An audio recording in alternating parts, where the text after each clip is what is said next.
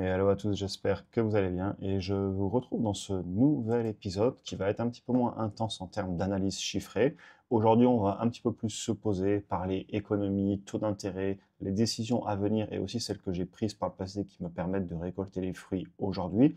On va aussi parler de l'action Tesla, ce qui se passe en ce moment sur le titre, ce que je fais de ma position et je vais sûrement faire des tangentes dans cette vidéo avec le flow d'idées qui arrive. Donc voilà, bonne vidéo à tous et on attaque. Évidemment, comme d'habitude, il ne s'agit en aucun cas de conseils en investissement, c'est votre propre argent et vous le gérez bien comme bon vous semble. Au final, c'est vos analyses et c'est vous qui gérez vos investissements. Alors, au niveau des marchés, on voit que le Nasdaq est sur un plus haut historique et là, sur un an, il a fait plus 31,62%. Le S&P 500, il a fait plus 30,56% aussi sur un plus haut historique. Mon portefeuille, pareil, sur un an, on a une performance qui est impressionnante et d'ailleurs, je passe mon temps à me rappeler que c'est une belle année et que surtout je conserve, je vends pas, j'ai eu bien fait d'acheter la baisse comme vous tous aussi et comme on l'a fait sur la chaîne. Cependant, il y aura des années un petit peu plus difficiles. On a traversé ensemble 2021 et 2022. Les vidéos sur la chaîne sont encore là pour en parler. Et on a le CAC 40, lui, qui est un petit peu plus en difficulté, à moins 2,08% sur un an. Il n'est pas sur des plus hauts historiques. Et après, moi, ça m'importe assez peu, puisque de toute façon, je n'ai jamais été exposé au CAC 40. Mais j'en parle quand même parce que je sais que certains parmi vous pourraient l'être. Je tiens aussi à dire que je n'ai plus qu'une seule ligne dans le rouge en portefeuille, c'est Enphase. Je conserve. C'est OK d'avoir des canards boiteux. Peut-être que j'aurai tort sur le long terme, mais au final, eh bien, les gagnants continuent à gagner. Si on a des positions perdantes, eh bien déjà peut-être que sur le long terme, ça peut se redresser. C'est quand même l'objectif. D'après mon analyse, l'entreprise a un avenir. Mais même si j'ai tort, au final, j'ai tellement plus de titres gagnants que perdants que le portefeuille m'en remercie largement, comme vous le voyez à l'écran. Au final, être logique et rationnel. On fait ses analyses, on évite l'émotionnel, et waouh, qu'est-ce qu'on a eu de l'émotionnel en ce moment quand je vois les messages que j'ai reçus justement sur Celsius d'ailleurs sur laquelle ça y est, je suis repassé en positif, parce qu'elle est en train de remonter un petit peu, sur Enphase, et puis à l'autre côté, quand je vois les messages qu'on recevait il y a un an ou deux, rappelez-vous, les Tesla, les Google, personne ne voulait en acheter, tout le monde disait que c'était des entreprises foutues, les patrons étaient devenus fous, chez Meta aussi, hier Google a encore fait plus 6%, je vous laisserai aller voir où en est Tesla, Meta, etc. Bref, évitez l'émotionnel sur le court terme, essayez de vous en détacher, vous aurez tout le temps des messages et des commentaires comme ça qui font pas plaisir, mais si on conserve sa stratégie, et bien sur le long terme, on peut être largement gagnant. Donc je continue à me concentrer sur l'essentiel, analyser, trouver des bonnes affaires et acheter en ce moment les bonnes affaires dont personne ne veut et dans 2-3 ans, on me dira que j'ai eu de la chance. Je vous avais dit que je ferais des tangentes, mais je sais que parfois vous aimez bien ce genre de vidéo. J'étais pas censé faire ce passage, mais bon, on va maintenant passer à la vidéo au taux d'intérêt. On va avoir les rendez-vous au niveau de la ECB, donc la Banque Centrale Européenne, et de la Fed, donc la Banque Centrale Américaine, qui seront respectivement les 12 et 18 décembre qui arrivent. Je l'ai déjà dit, et je le dis encore, pour moi la BCE et la Fed n'ont pas le choix. J'avais fait des vidéos sur le sujet à l'époque. Sur le long terme, je pense que les taux vont baisser et l'impression monétaire reprendre. Entre l'immobilier qui va mal, les retraites qu'il faut financer, les dettes énormes et surtout les budgets déficitaires. Donc il va falloir encore s'endetter pour faire rouler la dette et pour rembourser les intérêts de l'argent qu'on a déjà emprunté. Pour moi, la direction sur les taux d'intérêt, elle est claire. La direction sur les monnaies fiduciaires est aussi claire. Et je me dois de rester investi et en actif. Le marché pense d'ailleurs comme moi. Il donne plus de 85% de chances pour qu'on ait encore une baisse des taux directeurs à la Banque centrale américaine. Et je pense que la Banque centrale européenne va aussi baisser. Aussi, pour l'instant, mon plan sur l'immobilier fonctionne. J'ai acheté pratiquement au pire moment en termes de taux un nouveau bien immobilier, comme vous le savez peut-être si vous avez suivi sur la chaîne. Aujourd'hui, je suis déjà à plus de 1% de moins si je venais à renégocier le taux. Évidemment, j'ai aucun intérêt à le faire puisque j'ai un différé total de crédit avec un financement à plus de 100% sur le bien jusqu'en janvier 2026. Donc, on négociera dans plus d'un an. Donc je vais négocier dans plus d'un an mon taux, mais pour l'instant, si les taux continuent à baisser, je pense que ça aura été plutôt une opération intéressante, que je conserve d'ailleurs en RP ou que je revende pour prendre ma plus-value, puisque les travaux sont finis et j'arrive à peu près à estimer la plus-value que je pourrais prendre, et j'en avais fait une vidéo dessus il n'y a pas longtemps. Dans tous les cas, pour tous ceux qui ont acheté, je pense qu'on a eu bien fait, parce que vu ce qui se passe sur les taux actuellement, on va en bénéficier. Après, la baisse de l'immobilier n'est peut-être pas finie, l'immobilier reste un actif risqué, je sais que c'est bizarre quand je dis ça comme ça, mais oui, ce n'est pas passif, ça demande du travail, on a des coûts d'entretien annuels en pourcentage du prix total, on a des frais de transaction, on a aussi un bien qui est dans une zone géographique précise, donc effectivement, c'est pas très diversifié. Mais l'énorme avantage, c'est qu'on le fait pas avec notre argent. On le fait financer à plus de 100% généralement, c'est l'argent de la banque, on fait tout ce qu'on peut pour pas faire d'apport, et c'est tout l'intérêt que de faire de l'immobilier physique.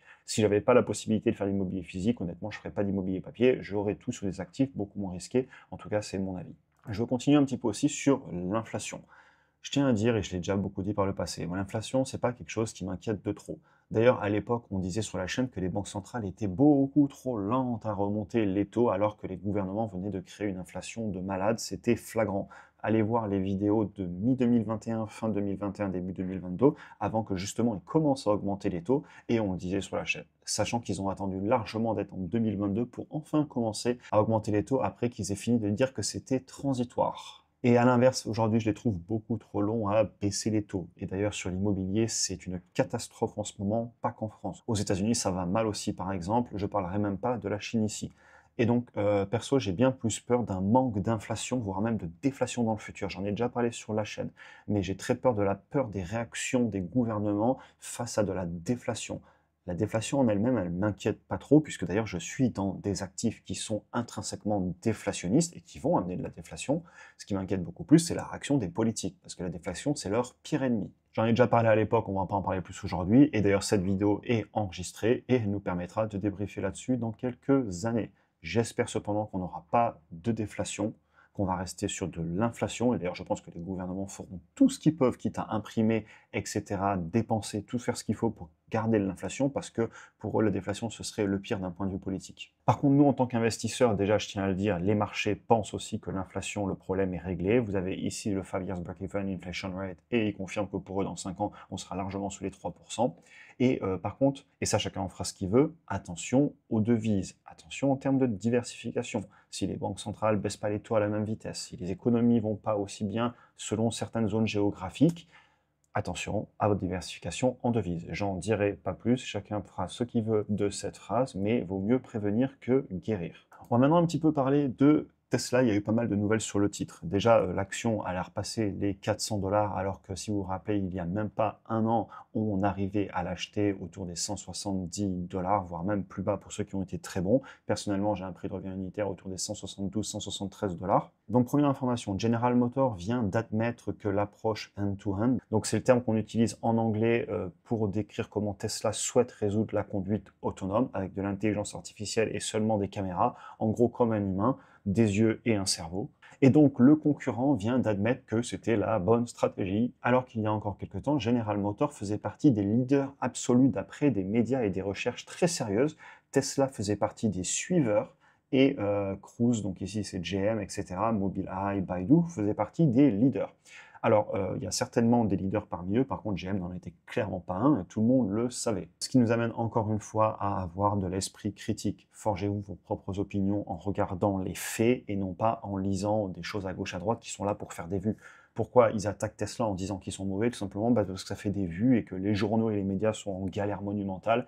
Et donc, dès qu'on parle de Tesla, dès qu'on parle du patron, dès qu'on parle de X, dès qu'on parle de politique, etc., ça fait des vues, il faut répandre la peur. Sauf que maintenant, General Motors est en train de dire que c'est où et l'industrie est en train de pivoter. Donc, ce que Tesla est en train de faire. Pareil, en Chine, de nombreuses entreprises sont en train de s'y mettre. Et donc, ils précisent que maintenant, ils vont prendre aussi ce chemin. Sauf que, petit commentaire personnel, au fait, il va falloir 6 millions de véhicules à travers le monde en train de récolter des données depuis de nombreuses années, ensuite trier ces données et optionnellement ensuite avoir des dizaines de milliards de dollars de capacité de calcul qui tournent, qui sont installés. C'est hyper dur de faire tourner de tels serveurs en calcul d'intelligence artificielle et il va falloir aussi les ingénieurs. Est-ce que Tesla va réussir? Peut-être. Est-ce que les autres vont réussir? Je leur souhaite aussi. Il ne faudrait pas non plus qu'on ait un monopole. Peut-être que ça prendra un petit peu plus de temps. Peut-être du côté de l'Asie.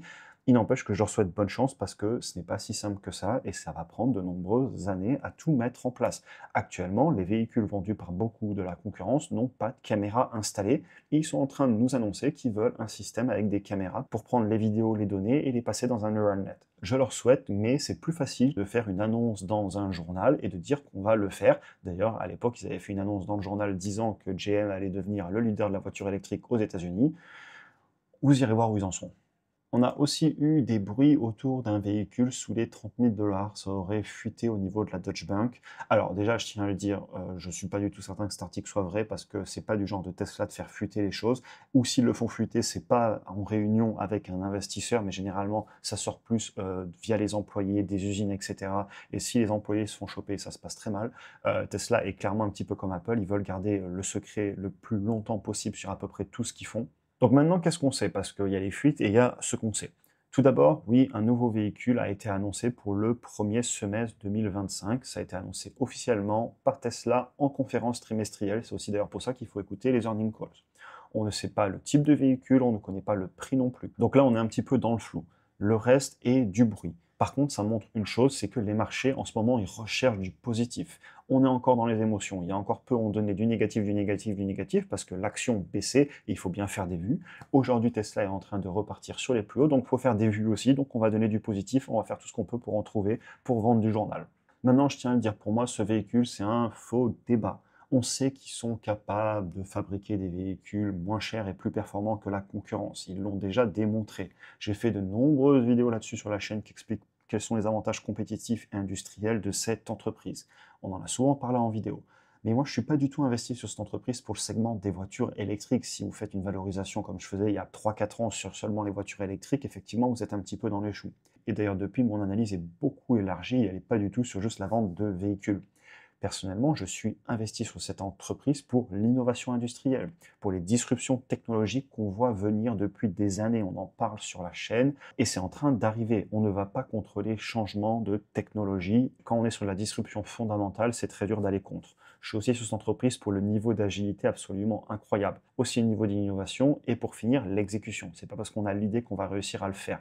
Les idées coûtent pas cher, la mise en place des idées est beaucoup plus difficile. Et donc pour moi, s'arrêter aux voitures électriques, c'est vraiment une analyse de base et une vision très réductrice qu'on peut retrouver dans les médias, dans les acteurs de Wall Street, etc. Je suis donc personnellement aussi sur cette entreprise pour pas mal de sujets. La conduite autonome, on vient d'en parler, le stockage d'énergie, les révolutions qui sont en train d'avoir lieu sur les batteries, l'intelligence artificielle, les robots humanoïdes, les assurances, la disruption des moteurs thermiques, des concessions et des garages, les modèles de consommation autour du transport qui vont changer à mon avis. Ayant vécu pendant de nombreuses années en Chine, j'ai vu des modes de transport très différents où on n'est pas forcément obligé d'être propriétaire de son véhicule parce que ça devient tellement peu cher et tellement pratique que de se faire conduire quand on n'a pas besoin d'un véhicule tous les jours, ce qui est mon cas. Je n'ai pas forcément besoin d'un véhicule absolument tous les jours, surtout si je vivais dans une grande capitale comme ça l'a été à l'époque. Évidemment, dès qu'on est excentré des villes, ça ne s'applique pas forcément et j'ai un véhicule en France actuellement, mais n'empêche qu'il y a beaucoup de personnes qui pourraient changer de mode de transport, etc., etc. On ne va pas faire la liste complète, vous avez des vidéos sur la chaîne pour ça. Et pour vous répondre sur l'entreprise, je n'achète plus d'actions Tesla en ce moment, tout simplement parce que j'en ai assez. Je dois garder les pieds sur terre, je suis diversifié, je n'ai pas tout en immobilier, pas tout en cash, pas tout en crypto, pas tout en actions. Je me gère en pourcentage sur mon patrimoine total. Je conserve des actifs de qualité dans différents secteurs. Je suis assez concentré par secteur, mais il n'empêche que je reste diversifié dans son ensemble. Et donc actuellement, je ne peux pas me permettre d'acheter plus de Tesla parce que sinon ça pèserait trop, même si je trouve l'entreprise super, mais je n'ai pas du tout prévu de la vendre. On en a fini pour aujourd'hui, j'espère que la vidéo vous aura intéressé. D'ailleurs, on peut continuer la discussion dans les commentaires ou en DM sur Instagram avec plaisir. Et pour ceux qui souhaitent aller beaucoup plus loin dans leur apprentissage tout en rendant possible tout le contenu gratuit sur la chaîne et en me soutenant, vous avez le premier lien en description pour faire un appel avec moi-même afin de rejoindre le programme de formation complet avec aussi l'accès à mon portefeuille, à mes achats, mes ventes, mes analyses, les vidéos exclusives hebdomadaires, aussi les appels individuels et pas mal d'autres contenus. Un grand merci pour votre soutien depuis les débuts. Je vous souhaite une excellente journée et à très bientôt pour un prochain épisode.